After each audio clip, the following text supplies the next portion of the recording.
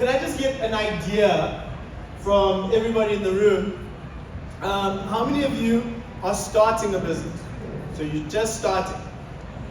Okay, I just want to tailor it. Okay, how many of you already have a business and you're trying to do business with corporate, or you're trying to do business with government? Okay, that's pretty much everyone. And again, how many of you already are? Okay, great. So I'm in the right room. Hopefully these are going to be some strategies, some ideas that's going to really help you succeed. So, as I said, we're here to talk about how you can start to build credibility and authority with procurement officers, with procurement staff, with procurement teams that can help you win. Anyone like to do that? Awesome. So it would be great if we can get a lot of feedback. What we're going to do, at some point, I may just ask for a roaming mic, just to get some more feedback from you, because it becomes really helpful. We will have a Q&A, just for the nitty-gritties of this. But a word of warning, don't let your squirrel brain get in the middle of this. Just, let's just play, right? Okay, so there's a massive opportunity that we're sitting in. Ladies and gentlemen, there's a 50 billion rand gap in the market. How many of you would like to actually pick that up? Literally, this is money on the table. I mean, who wants to walk past this table here? There's a stack of cash, and we're all going to walk past it. I'm not going to leave it, right? So the question, but this is reality. There's a 15 billion rand gap, and the reality is that most of it comes down to just being prepared. Have you ever heard that saying that most of success is just showing up? Literally, this is what we're talking about. Obviously, when you show up in the right way is part of what we're gonna be sharing. So, just a quick question, guys. I can't see anything here. Gents, I can't. So, and just helps me. So, at the end of the day, we're talking about over 1.4 million registered suppliers. Out of those, 877 procuring entities, and this is just a few. This is just the numbers that I could actually pick up. Out of those, there's over 127,000 tenders, more RFPs, more RFQs that are given out every single time. Less than 10% are actually prepared when they submit. Fully prepared. So if you just show up correctly, you're gonna beat 90% of the people. Okay?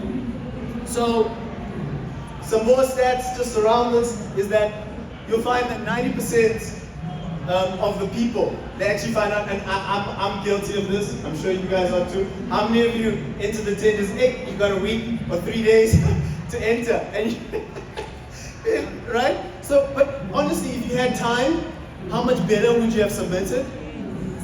Okay, so really it's about, there's a lot of intentionality there. Most people that submit do it in a generic way. The team that was up here before, Info, Design at the back, they are really great at helping people get away from the generic way that we submit proposals. You guys really got to look at them, and one thing is for sure, if you just stop doing it the way that everyone else does it, you're going to stand out, because that's the next thing.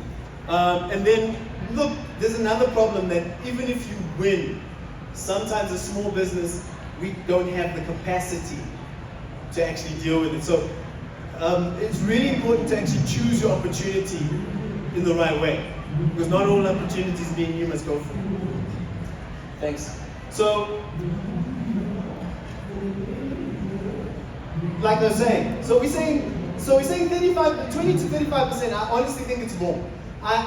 I honestly think this was a conservative approach. I think it's sitting in and around 40 to 45% of people that actually enter the tenders don't even get disqualified in the first round. Many procurement officers, they came past my stand, because we have a stand on this side here, and they literally came and they agreed, they were actually saying they think it's more in some departments. 15 to 30% lose due to generic and complicated. You overcomplicate the proposal. Not so on one side, there's not enough. It's generic, it's like everyone else, and on the other side, it's more complicated.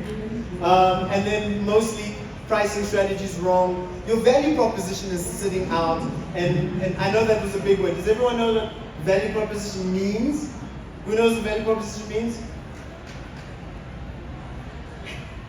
Great. So look, it's about how you literally present this in the way that shows them value, that shows them that this is what you need.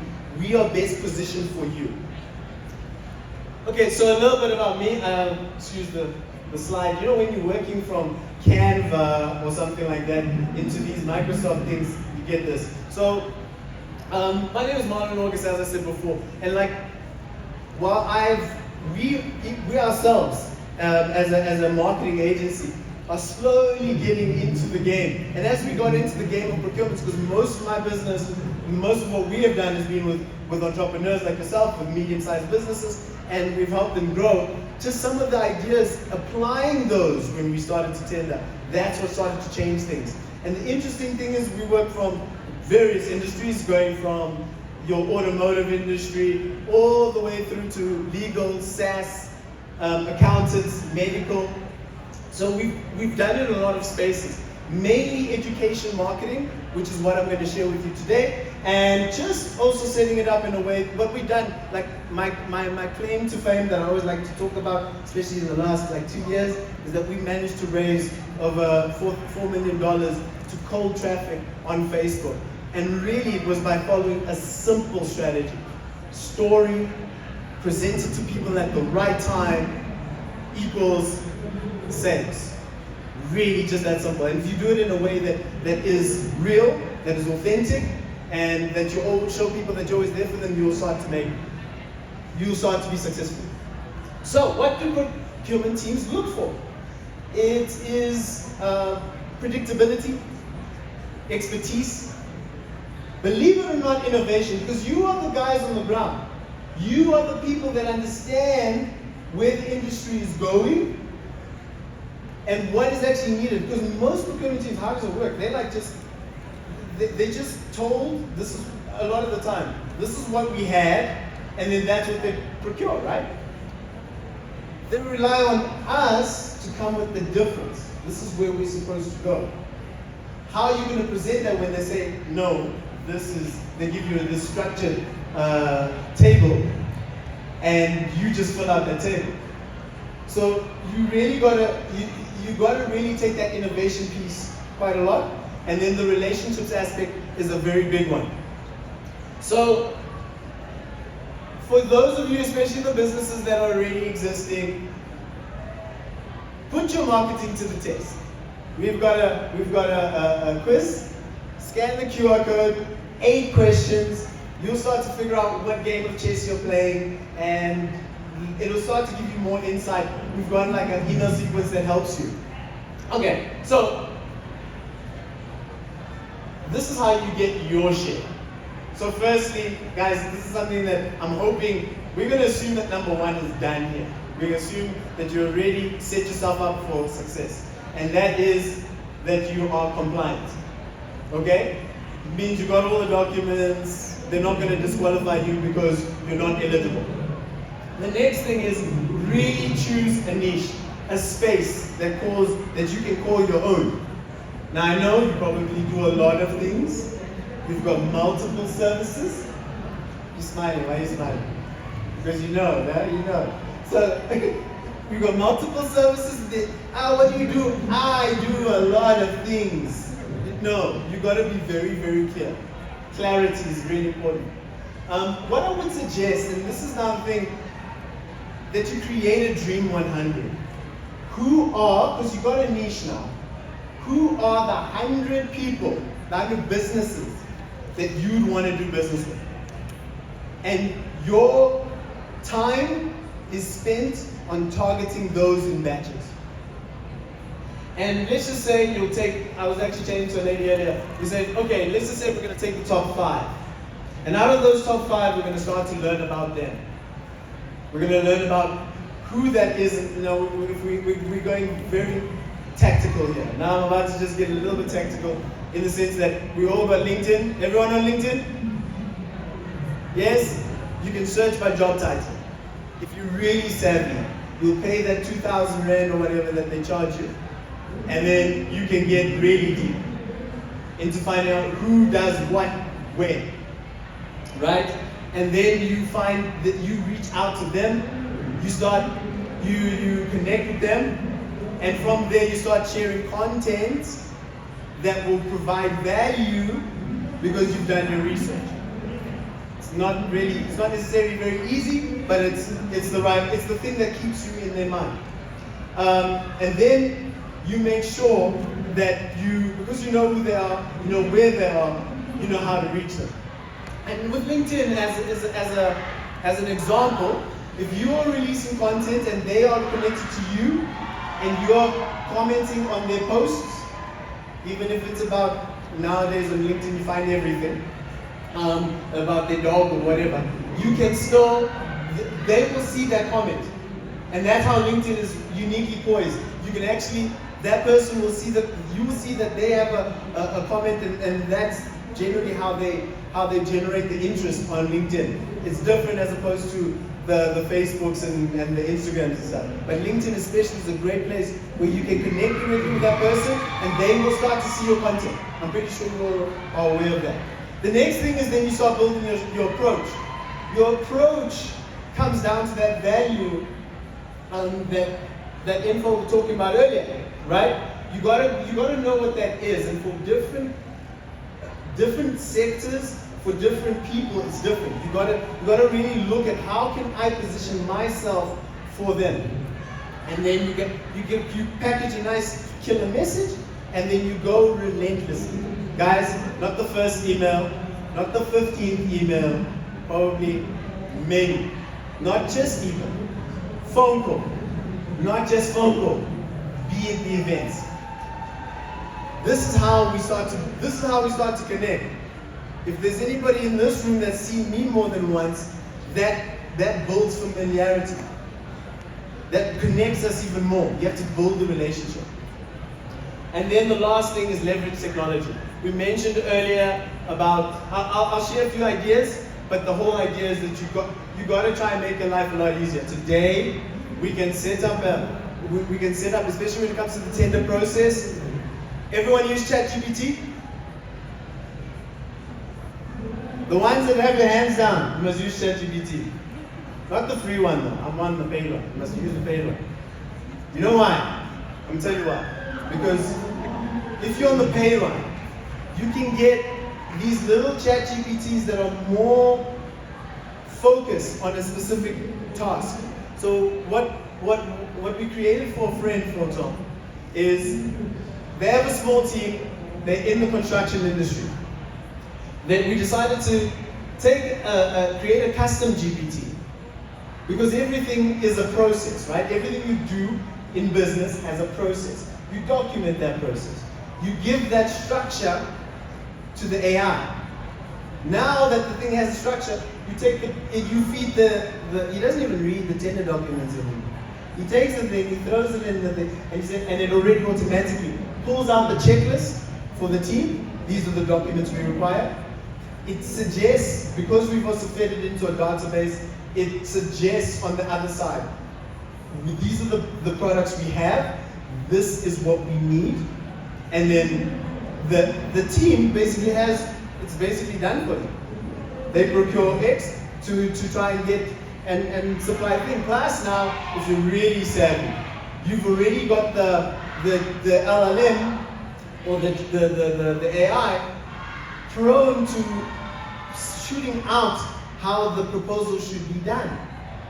So now, all you need to do is feed it very specific information, and it will do it all for you. And then you've got your team in the back end, they're just organizing the documents, making sure it's to the checklist, and ready to submit. And then you are just doing the final checks before it goes. The amount of time that we managed to reduce, I mean, we know tender documents, huh? So now, the amount of time is ridiculous. You can spend more time on efficiency and less time on trying to just read the document and hope you understood what it said. So, the company, there's a company that caught me onto this, and it was a construction company. They went from 8% by implementing tech, and this is before the AIs and stuff started becoming popular. All he did was he got somebody completely focused in submitting their tenders. Firstly, organizing, he literally got like 4 people. Organizing. The next one was submission, procurement of those tenders, the specific ones, in their line, engineers, in their line. Then the next person was organizing the documents. The next person did the next line. He started seeing an uptake up to 40% of the tenders he was entering. And that was just by being prepared. So, what I'm going to suggest, and I'm not even sure what happened here. I think, so when you export, it changes the language as well. But we have a brand resonance system. And this is for anything. And hopefully you can take this and just try to think about how you can use it. So, number 1, differentiate. You need to differentiate from everyone else. Who's in construction? Number of construction people. Are you all the same type of construction? You probably all do different, right? But is it clear? Is it clear in your brochures, in your company profile, on your website? Is it clear? What makes you different? This, if you spend a good amount of time on this, it's really worth it. It'll help you about positioning, and it'll start to feed in your story because you're all unique. I mean, we're all entrepreneurs here, right? So when you start to hear someone's story, doesn't that like, you're amazing? It connects you right to the brand. And people want to hear that story. You don't want to talk too much about yourself. You want to actually tell your customer's story. You want to talk about their problems, but you want to connect the way that you approach your story to their problem. Does that make sense? Awesome. Cool. So what is positioning stuff? Is company proposals, any sales material, ad copy, social media content. Now we know that social media is a beast. That thing just wastes money. Because you spend so much time making an image that nobody pays attention to. But if you do it right, and you're doing it strategically, you can find a lot of insights in that. Because you might think an ad will work better for you, but usually, what we do a lot is we release a lot of content, we see what gets the bigger uptake, and then what we do is we put money behind the organic piece of content that can go better. I mean, I was speaking to an influencer earlier, and it was interesting with her because she said she had over 25,000 followers who weren't engaged. And I'm like, okay, well, that's simple. You release a whole lot of content, look at which one actually gets a few more comments, take a good 1,000, 2,000 rand, and put it back to those people. Of the 25,000 people that showed interest, out of those, you actually drive those people into a chat, a DM, and then from there, that's an interested customer.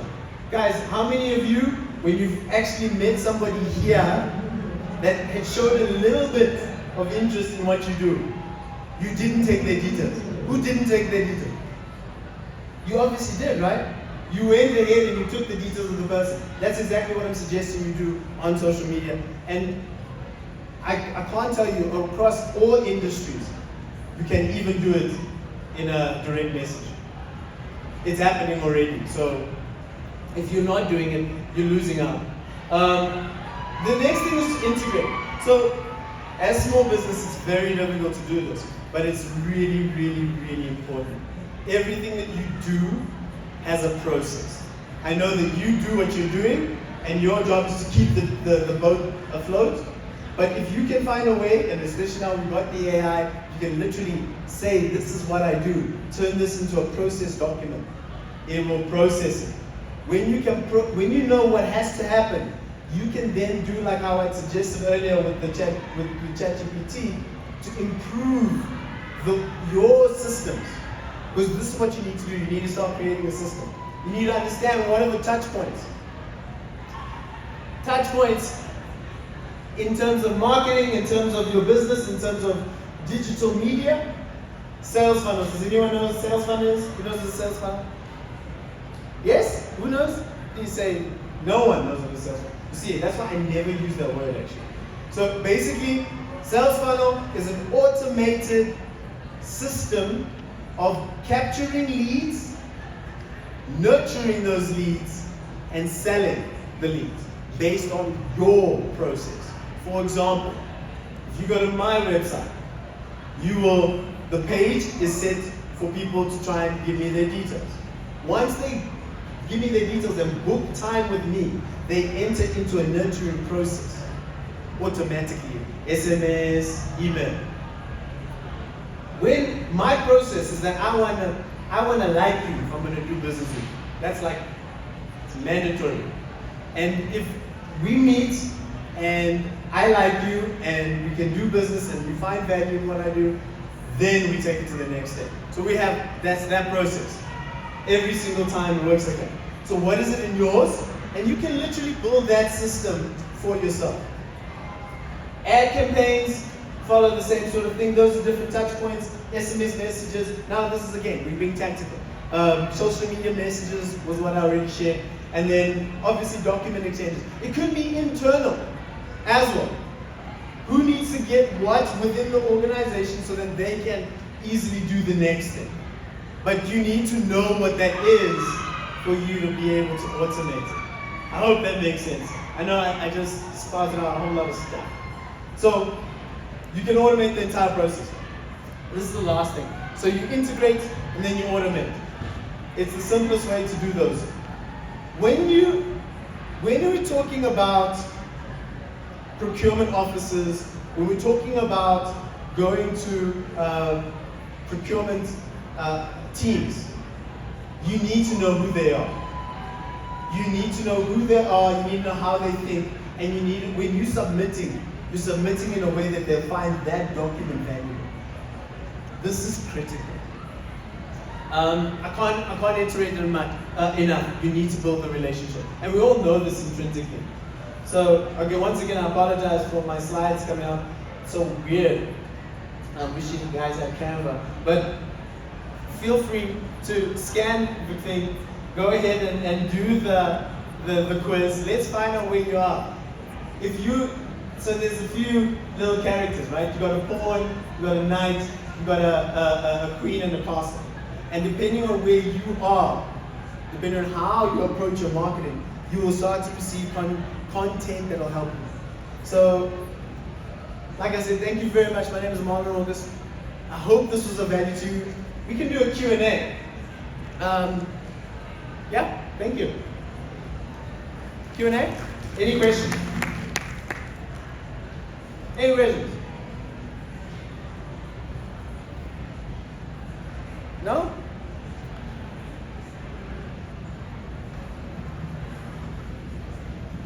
I've got a question. Okay, do you need a website?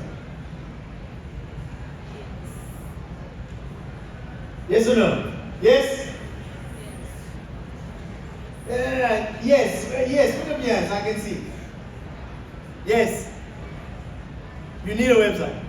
No, not do you need one. Does one need one? Do you need one for marketing? For your marketing to be effective, do you need a website? Yes. Who says no? No. Why?